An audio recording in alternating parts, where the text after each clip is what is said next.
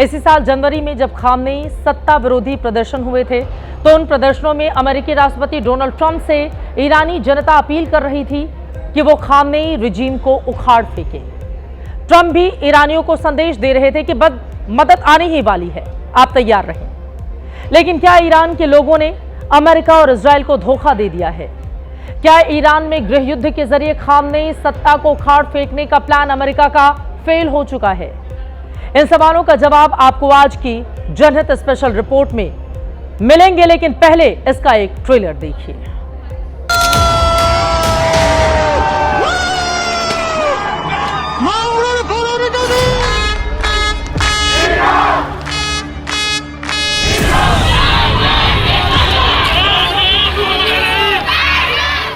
We've also set a goal of creating conditions for the Iranian people to overthrow this tyranny.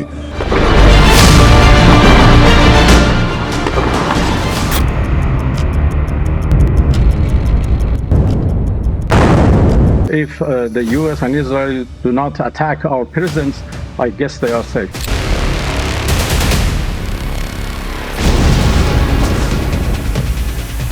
We can create the conditions that it's up to the Iranian people to show that, to choose the moment and to rise to the moment. It is too soon to say if the Iranian people will take advantage of the conditions that...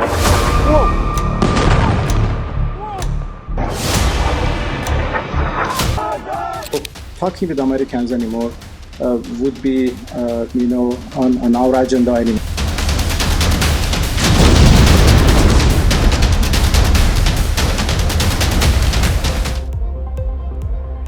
America और Israel दोनों दावा कर रहे हैं कि Iran की military power बर्बाद हो चुकी है। ईरान का बैलिस्टिक प्रोग्राम भी ठप हो चुका है। ईरान की लीडरशिप भी मारी जा चुकी है। यह दावा ट्रंप और नेतन्याहू दोनों कर चुके हैं और कई बार उनकी ओर से इस तरह के दावे किए गए हैं। लेकिन इस युद्ध का असली मकसद तो अभी पूरा ही नहीं हुआ है और वो मकसद है ईरान में खामनेई रिजीम के खिलाफ बगावत। ईरान में अमेरिका और इजराइल ने इस मंसूबे को पूरा करने के लिए कैसे एड़ी चोटी का जोर लगा दिया, फिर भी मंसूबा पूरा नहीं हो पा रहा है। इसके पीछे की बड़ी वजह क्या है? कैसे लगा है इजराइल और अमेरिका को जोर का झटका? स्पेशल रिपोर्ट में देखिए। जनवरी 2026 इस्लामिक क्रांति के बाद ईरान में सबसे बड़े प्रोटेस्ट हुए जो खामेनी रिजीम के खिलाफ। इन प्रदर्शनों को देखकर अमेरिका और इजराइल को लगा कि यही सही वक्त है ईरान में खामेनी रिजीम के खिलाफ बगावत के आग में तेल उड़ेल देने का।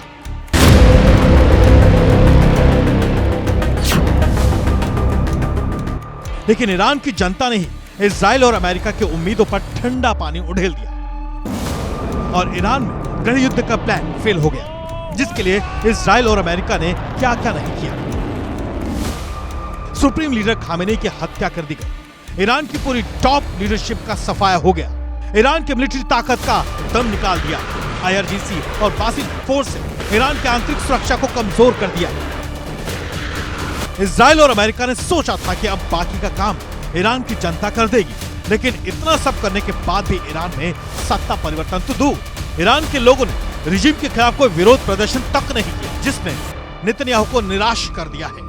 We've also set a goal of creating conditions for the Iranian people to overthrow this tyranny that has tormented them and made life miserable and is making life miserable for the entire world. Netanyahu के बयान से clear है कि Iran में regime change का जो plan बनाया गया था वो फेल हो गया, जिसके लिए ईरानी जनता को बगावत के लिए भड़काने में इजराइल और अमेरिका ने अपनी पूरी ताकत झोंक दी। ईरान ने तेहरान की सबसे ज्यादा चर्चित इविन जेल पर अटैक किया, जो खामेनी रिजीम के विरोधियों को यातनाएं देने के लिए बदनाम है। पिछले साल जून और अब इस युद्ध के दौरान इजराइल ने इस जेल पर हमले किए, जिसे यूएन और ह्यूमन राइट्स वॉच ने वॉर क्राइम तक कहा। नेतन्याहू ने खुद कहा है कि इजराइल ऐसे हालात बनाने की कोशिश कर रहा है जिससे ईरान के लोगों को सत्ता के खिलाफ सड़कों पर उतरने का मौका मिले। आईआरजीसी और बासित फोर्स के अड्डों पर जबरदस्त इजरायली हमले हो रहे हैं ताकि सत्ता के खिलाफ लोगों को बगावत के लिए हौसला मिले। लेकिन ईरान में गृह युद्ध शुरू करवाने की इजराइल की सारी कोशिशें अभी तक नाकाम साबित हुई।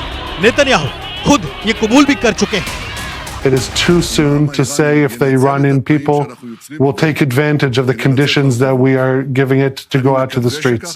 I hope that will be the case.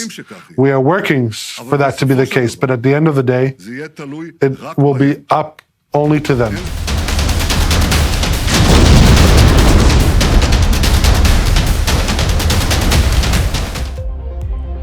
कहा तो नेतन्याहू और ट्रंप ये सोच रहे थे कि वो ईरान पर अटैक करेंगे तो ईरानी जनता खामनेई रिजीम के खिलाफ बगावत का बिगुल बजा देगी, लेकिन अब इसका उल्टा हो रहा है। अमेरिका और इजराइल के हमलों से ईरानी समाज में राष्ट्रवादी एकता बढ़ गई है। लोग रिजीम से नफरत करते हैं, लेकिन अमेरिका इजराइल के हमलों से लोगों के भीतर गुस्सा भी यहां पर देखने को मिल रहा है। इजराइल ने सोचा था कि लीडरशिप को मारकर वो ईरानियों को बगावत के लिए उकसा देगा, लेकिन अब तो इजराइल और अमेरिका खुद कह रहे हैं कि रिजीम गिरने की बजाय मजबूत हो गई है, जिसके बाद नेतन्याहू खुद ऐसे बयान दे रहे हैं जिससे इशारा मिल रहा है कि ईरान में गृह युद्ध करवाकर रिजीम चेंज करने की उनकी प्लानिंग फेल हो गई है। America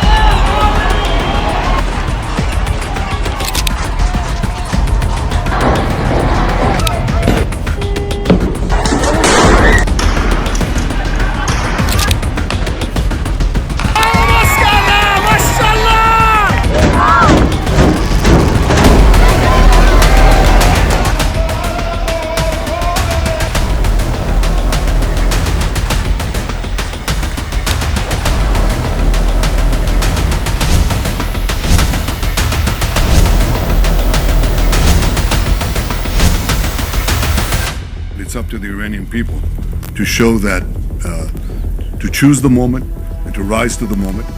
We can create the conditions, but they have to, they have to exploit those conditions at a certain point. Netanyahu bar bar Iran के लोगों को उकसा रहे हैं कि वो मौके का फायदा उठाएं और खामेनी रिजिम के खिलाफ खड़े हो जाएं। लेकिन आखिर नेतन्याहू को ऐसा क्यों लगा था कि वो ईरान पर हमला कर देंगे तो ईरानी इजराइल के बजाय खामेनी रिजिम के खिलाफ तो जाएंगे? इसकी वजह भी जानी। खुलासा हुआ है कि मोसाद ने बेंजामिन नेतन्याहू को भरोसा दिया था कि अगर ईरान की सैन्य शक्ति और सरकारी संस्थानों को पंगा बना दिया जाए तो रिजिम को उखाड़ फेंकना मुमकिन है। मोसाद ने ही नेतन्याहू को भरोसा दिया था कि अगर ईरान में रिजिम की पकड़ ढीली पड़ेगी तो ईरानी जनता एक बार फिर सड़कों पर उतर सकती है। मोसाद ने प्लानिंग की थी कि ईरान की दमनकारी ताकत को खत्म कर दिया जाएगा तो ईरानी जनता को विद्रोह करने का हौसला मिलेगा। लेकिन करीब 3 हफ्ते के युद्ध के बाद भी ईरान में रिजिम के खिलाफ बगावत की चिंगारी तक पैदा नहीं हुई। लेकिन क्यों? पहली वजह, अली खामेनी की मौत के फौरन बाद उनके बेटे मुज्तबा खामेनी का सुप्रीम लीडर बन जाना।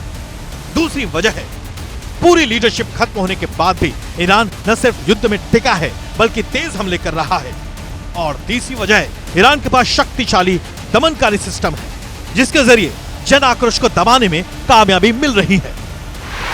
लेकिन ईरान में गृह युद्ध करवाने की प्लानिंग फेल होने की एक बड़ी वजह यह भी है कि ईरानियों को अमेरिका और इजराइल पर भरोसा नहीं है, जो दावा तो करते हैं कि उन्होंने रिजिम को कमजोर कर दिया है, ईरान की मिलिट्री को बर्बाद कर दिया है। लेकिन युद्ध के मैदान में ये दावे खुद ही कमजोर साबित हो रहे हैं। मुझे लगता है कि वो अब शायद इससे एक ऑनरेबल एग्जिट है जो कि वो निकलना चाहते हैं। ईरान के अंदर तोड़ने में वक्त लगेगा, उसमें थक जाएंगे आप। किसी कंट्री का अंदरूनी ढांचे को पूरे को बदलना इतना आसान, खासकर ईरान जैसी सोसाइटी का जो इतनी, और ईरान जैसे मुल्क का जो इतना बड़ा है।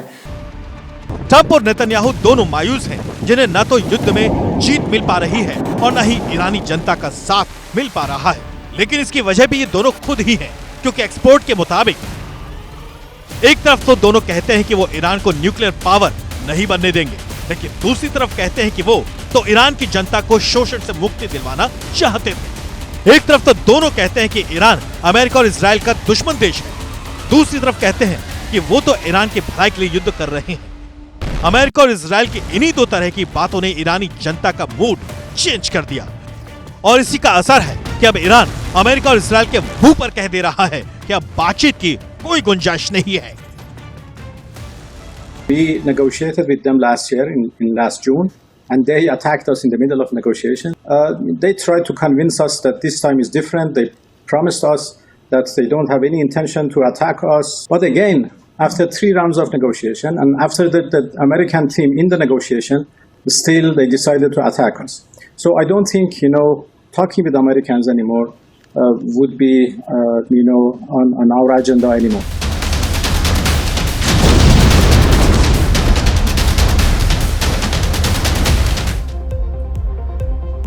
अमेरिका और इजराइल दोनों को लग रहा था कि वो ईरान पर हवाई हमलों से रिजीम चेंज कर देंगे, लेकिन हवाई हमलों से किसी देश की रिजीम चेंज कर देना भले ही नामुमकिन ना हो, लेकिन मुश्किल बहुत होता है। फैक्ट भी यही है कि सिर्फ हवाई हमले रिजीम चेंज नहीं कर पाते। आपको कुछ उदाहरण से इसके बारे में जानकारी देते हैं। साल 1955 में वियतनाम युद्ध के दौरान अमेरिका ने हवाई कैंपेन चलाए, लाखों टन बम गिराए गए, लेकिन कम्युनिस्ट रिजीम नहीं गिरी, बल्कि अमेरिका को ही पीछे हटना पड़ा था।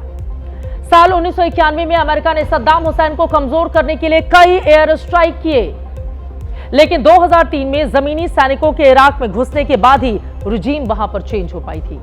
साल 2010 में अमेरिका और नाटो ने सीरिया में असद रिजीम के खिलाफ एयर स्ट्राइक किए, लेकिन असद रिजीम चेंज नहीं हुई, बल्कि युद्ध बहुत ज्यादा लंबा खिंच गया था। ये उदाहरण दिखाते हैं कि ईरान में अमेरिका और एयर स्ट्राइक से रिजीम चेंज ना होने का पैटर्न हिस्टोरिकल है। खामेनी रिजीम कमजोर जरूर हुई है, लेकिन गिरी नहीं है। एक्सपर्ट के मुताबिक रिजीम चेंज के लिए जमीनी युद्ध और आंतरिक विद्रोह की जरूरत पड़ती है। अमेरिकी खुफिया रिपोर्ट भी कह रही है कि हवाई हमलों और लंबे युद्ध से रिजीम का गिरना मुश्किल है, लेकिन एक्सपर्ट के मुताबिक ईरान की रिजीम को गिराना असंभव भी नहीं है। अगर युद्ध से ईरान की अर्थव्यवस्था पूरी तरह से बर्बाद हो जाए तो ईरान के लोग रिजीम के खिलाफ यकीनन भड़क सकते हैं। अगर ईरान की फौज और पुलिस में फूट पड़ जाए तो रिजीम के खिलाफ बगावत वहां पर हो सकती है। अगर ईरान के धार्मिक नेता मोस्तफा खामनेई के खिलाफ हो जाएं तो भी रिजीम चेंज के चांस बन सकते हैं, लेकिन अभी तक ईरान में ऐसा कुछ भी होने के संकेत नहीं दिखाई दे रहे। ये इजराइल और अमेरिका दोनों को बखूबी पता है। अब आगे क्या परिस्थिति बनेगी, हर एक खबर आप तक पहुंचाते रहेंगे।